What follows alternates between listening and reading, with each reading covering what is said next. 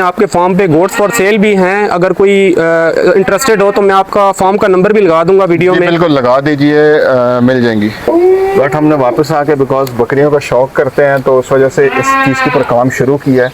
तो अगर आप डेवलप होने की बात करेंगे इसका फ्यूल ह्यूज ये क्योंकि उसमें जो नीचे से अगर गन साफ नहीं होगा तो मिल्क की मार्केट जो है वो डेवलप हो चुकी है कि नहीं? भाई बहुत अच्छा सवाल किया आपने।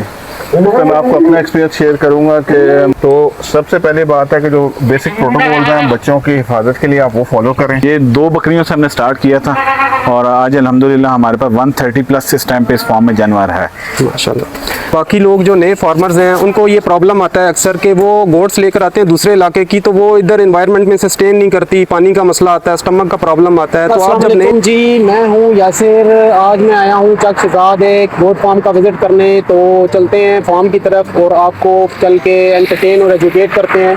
ब्लॉग को पूरा देखिएगा, इंशाल्लाह मज़ा आएगा। तो फार्म की डिटेल मैं आपको फार्म पे पहुँच के बताता हूँ।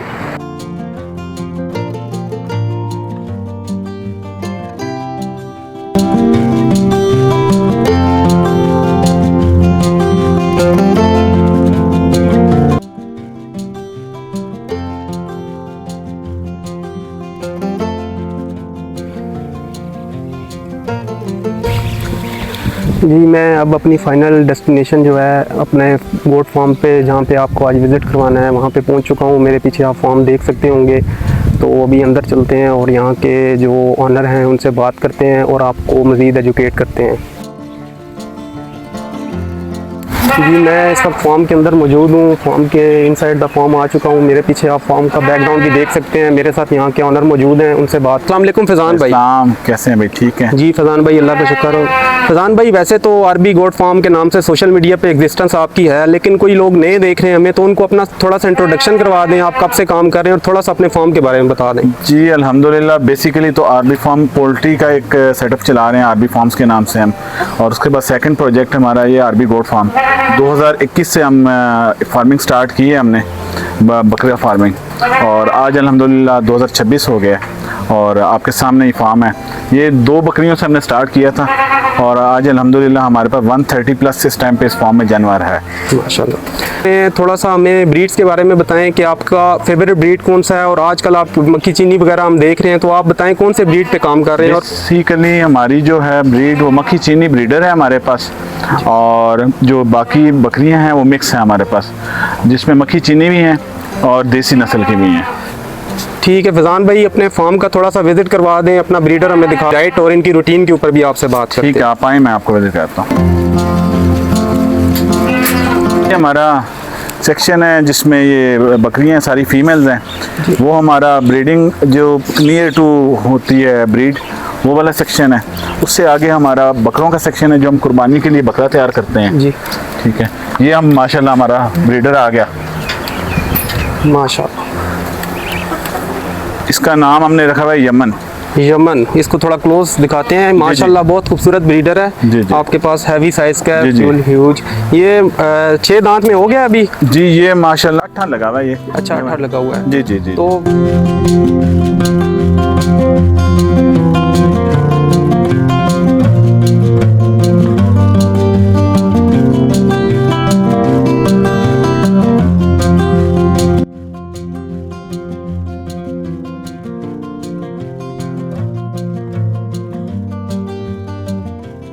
अल्लाह पाक इसको नजर बद से बचाए, खूबसूरत ब्रीडर है, अल्लाह पाक इनको नसीब करे। तो ये जी मक्खी चीनी है जी। अच्छा, तो ये आपने एक ही ब्रीडर रखा हुआ है? एक ब्रीडर हमारे पास ये है जी, एक ब्रीडर हमारे पास अंदर है। अच्छा, वो शेरे प्रिंट में जो है? जी जी, शेरा प्रिंट में वो है हमारे पास ब्रीडर, वो भी चेक करवाते हैं, वो भी आपको दिखाते हैं। तनवीर, ये छोटा ब्रीडर निकालिएगा। बेसिकली हमारा सेक्शन है जिसमें जो क्रॉस हो जाती हैं गोट्स, फिर नहीं वो होती हैं ब्रीड के करीब होती हैं, तो उनको अलग करते हैं हम। अच्छा, ये जो पार्टीशन आपने की हुई है, आप जो क्रॉस हो जाती हैं बकरियां उनको अलग कर देते हैं? जी जी, अलग करते होते हैं। बकरे छोटे कुर्बानी वाला माल अलग रखते हैं? वो आगे है, नेक्स्ट सेक्शन में वो है। अच्छा, वो आप ये सारा माल जो है ये सारा माल जो है ये कुर्बानी वाला है हमारे पास। तो लास्ट ईयर भी 2 ईयर्स हमने किए हैं अल्हम्दुलिल्लाह। बहुत कामयाब हमारे रहे हैं। अच्छा, ब्रीडर को अभी चेक करवाते हैं। फैजान भाई ये बताएं कि आप गोट्स जो है वो यहाँ पिंडी से लोकल लेते हैं या किसी दूसरे इलाके से लेकर आते हैं? ये पिंडी से लोकल भी ले लेते हैं, लेकिन हम दूसरे इलाके में मुख्तलिफ मंडियाँ हैं उनसे लेके आते हैं। अच्छा, बाकी लोग जो नए फार्मर्स हैं उनको ये प्रॉब्लम आता है अक्सर कि वो गोट्स लेकर आते हैं दूसरे इलाके की, तो वो इधर एनवायरनमेंट में सस्टेन नहीं करती, पानी का मसला आता है, स्टमक का प्रॉब्लम आता है। तो आप जब नए लेकर आते हैं बकरी तो क्या प्रोटोकॉल्स फॉलो करते हैं शुरू में या फिर इजीली एडजस्ट हो जाती हैं? सर उसके लिए प्रोटोकॉल ये फॉलो किया जाता है कि उसको अलग रखा जाता है शुरू में। तो जब कोई भी परिंदा है, कोई जानवर है, उसको बाहर से मंडी से लाया जाता है ना, तो उसको एक क्वारंटाइन किया जाता है। क्वारंटाइन करने में उसको जो वैक्सीनेशन प्रॉपर उसकी हम अपना शेड्यूल के मुताबिक करते हैं। हमारे पास पहले भी अगर किसी फार्मर से लाएँ वो कहे वैक्सीनेशन की भी है तो हम उसका टाइटल्स वगैरह चेक करवा लेते हैं। अगर टाइटल्स नहीं बने हुए तो दोबारा हम वैक्सीनेशन उसको कर लेते हैं। अच्छा, वो पूरे अपने फ्लॉक में हम नहीं मिक्स करते उसे। अच्छा फैजान भाई ये बताएं कि आप जो गोट्स आपने यहाँ पे रखी हैं माशाल्लाह, ये आपने स्टॉल फीडिंग पे रखी हुई हैं या फिर इनको चराई पे रखते हैं? ये स्टॉल फीडिंग पे हमारी सारी। अच्छा, स्टॉल फीडिंग पे, क्योंकि जानवर एक जगह पे खाता है तो मुख्तलिफ आप दूसरे इलाकों से इनका चारा वगैरह भी अरेंज करते होंगे यहाँ पे। तो स्टॉल फीडिंग के अंदर अक्सर इनको डाइजेशन का प्रॉब्लम आता है, जुगाली करना बंद कर देते हैं, खड़े हो जाते हैं। अक्सर न्यू फार्मर ये फेस करते हैं, लॉस भी करते हैं। जी जी। तो उस प्रॉब्लम को आप कैसे फिर टैकल करते हैं? आपने कोई मसाला रखा हुआ है या फिर कोई इस तरह की चीज़ रखी हुई है? जो आपका भी सवाल था स्पेसिफिकली कि अगर स्टॉल फीडिंग में मैदा रुक जाता है या हजमा नहीं होता, तो उसके लिए बेसिकली है कि मुख्तलिफ मसाला जात आपको रेडीमेड भी मिल जाते हैं, वरना आप अजवाइन का, हल्दी का और सौंफ का इस्तेमाल करें। और मैं पहले भी एक और चीज़ पे भी थोड़ा सा रोशनी डालूंगा कि जो आपने सवाल पूछा कि नए जानवर अगर मुख्तलिफ इलाकों से लाते हैं और वो एडजस्ट नहीं हो पाते उसके ऊपर, फीड के ऊपर, फॉर्म पे, तो सबसे जो पहला इशू होता है वो ETV का होता है, इंटेरोटॉक्सीमिया का इशू आता है जानवरों में।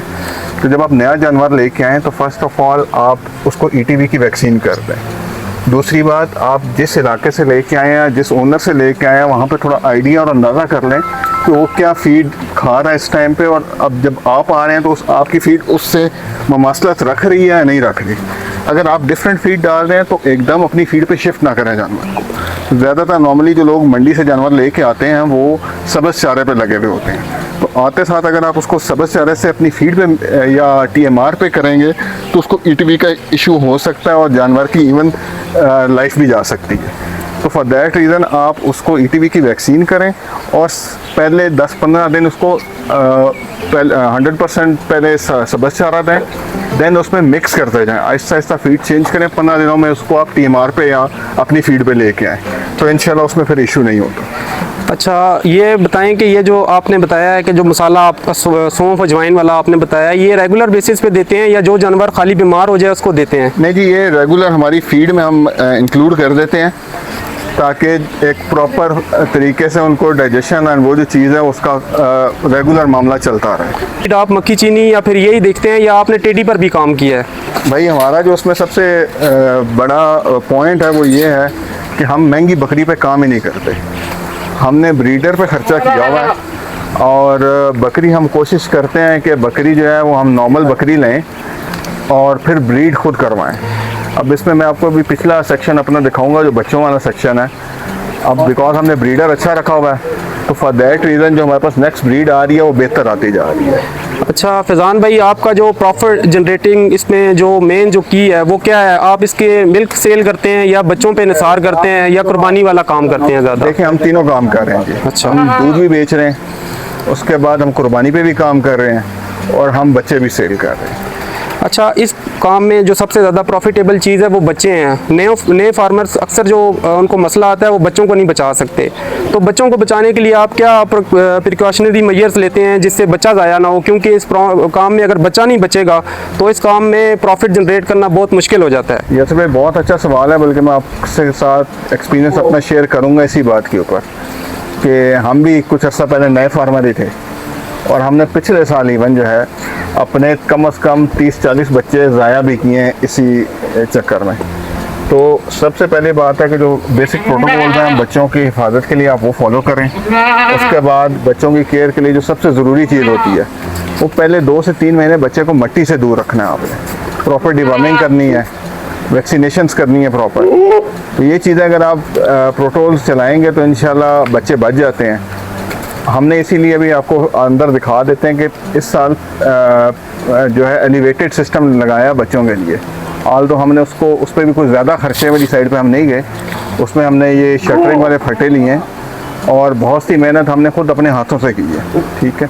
और उसकी वजह से बड़े पॉजिटिव के उसमें जो नीचे से अगर गन साफ़ नहीं होगा तो एमोक्सिलिन गैस जो है वो पैदा होगी, जिसकी वजह से उनके लंग्स का इशू बनता है।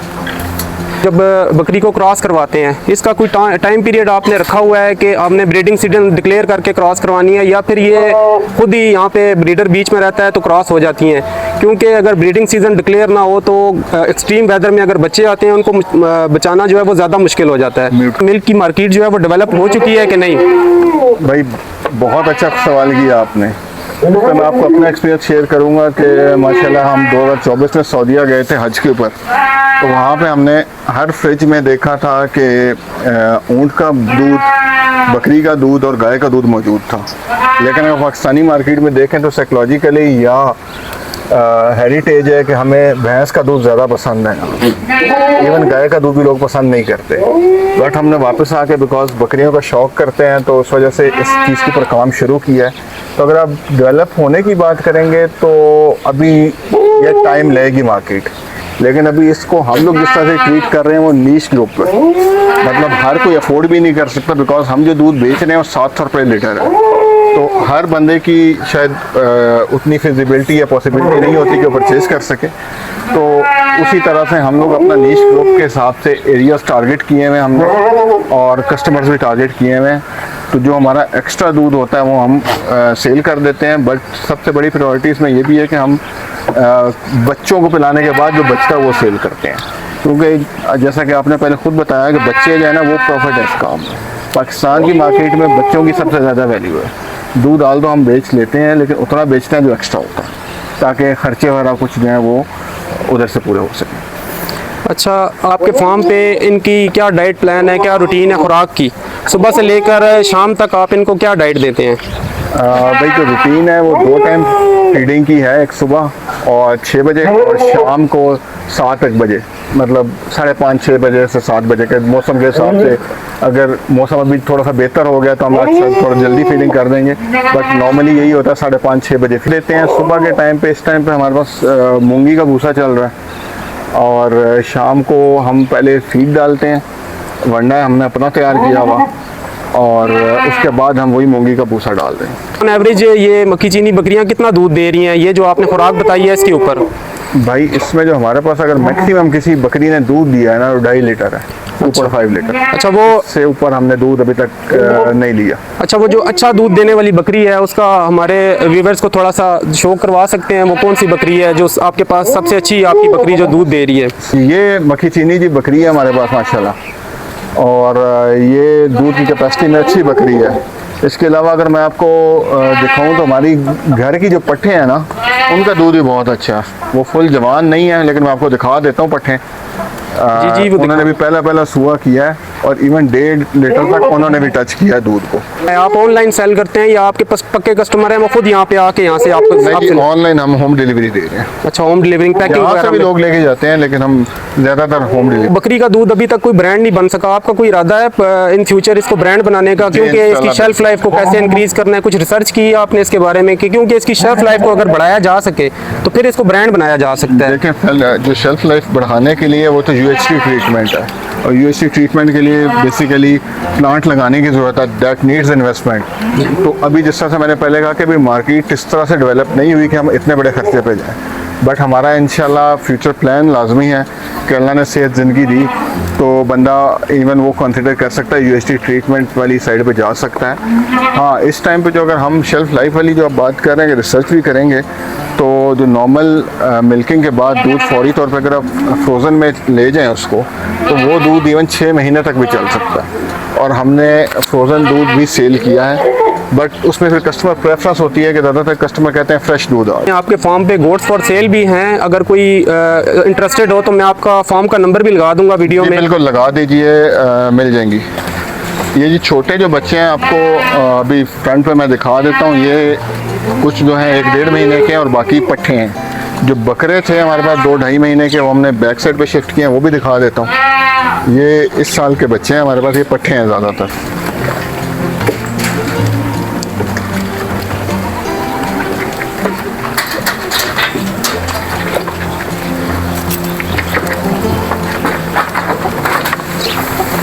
ये असद भाई इवन हमारे पास फीड भी है फॉर सेल, मूंगी का भूसा हो गया, अच्छा वो भी फॉर सेल वो है। भी फॉर सेल है, वो भी मिल जाता है। और ओवरऑल अगर माशाल्लाह देखा जाए तो हम अभी कोई एक्स्ट्रा खर्चा नहीं कर रहे उस तरह का कि कोई अलग से दे रहे हो। जो हमारा वंडा चलता है बकरियों को वही डाल रहे हैं अलग से, बाकी तो नॉर्मल जो ये चारा है या भूसा है यही चल रहा है। अच्छा, तो अभी जो नए फार्मर्स हैं जो इस फील्ड में आना चाहते हैं, आपने इस काम को काफ़ी अरसे से आप अच्छे तरीके से मैनेज भी कर रहे हैं, लेके भी चल रहे हैं, तो कोई एक ऐसा पॉइंट आप उनको बताना चाहें, कोई शुरू में कौन सी ऐसी चीज़ है जो बड़ी क्रिटिकल है, जो सीख के इस काम में आना चाहिए? भाई सबसे बड़ी बात है कि हमारे बहुत से यूट्यूबर या टिकटॉक भाई हैं, उनको ब्लाइंडली फॉलो नहीं करना कि आप 3-3 लाख 4-4 लाख की बकरी ख़रीद लो।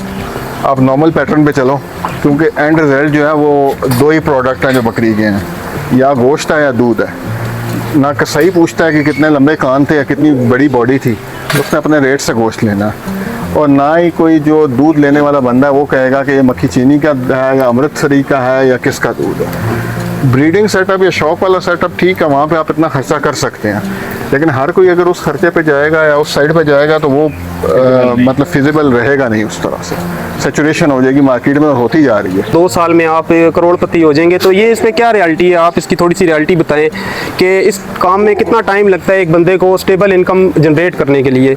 देखिए यार, एक तो सुन्नते रसूल है जी, दूसरा हर नबी ने बकरी चराई है।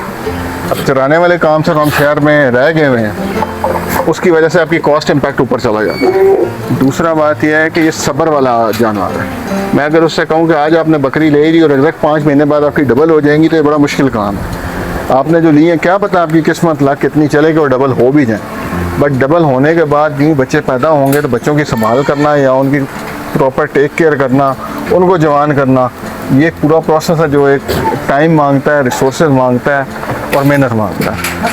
मैं ये नहीं कहूँगा कि कोई गलत कह रहा है, हाँ बरकत वाला जानवर है, बिल्कुल बढ़ता भी उसी तरह से है, लेकिन क्योंकि अब ट्रेंड चेंज हो चुका है, हम अब शहरों में अगर बात करें तो उसके साथ कॉस्ट का इम्पैक्ट भी बहुत बड़ा आ चुका हुआ है। बीमारी जो है वो भी इस काम में आती रहती है, उसके लिए दिल बड़ा रखना चाहिए। तो जब कोई बीमारी आ जाती है तो आप देसी टोटकों पे ज़्यादा निसार करते हैं, क्योंकि यूट्यूब पे बहुत सी वीडियोस अवेलेबल हैं, तो या फिर आप इसके ऊपर वैक्सीन और जो एलोपैथिक वगैरह इनकी मेडिसिन हैं उसके ऊपर ज़्यादा निसार करते हैं? देखिए, सबसे ज़रूरी चीज़ है कि जब आपका जानवर है तो फुल प्रोटोकॉल ऑफ वैक्सीनेशन का तो फॉलो करें।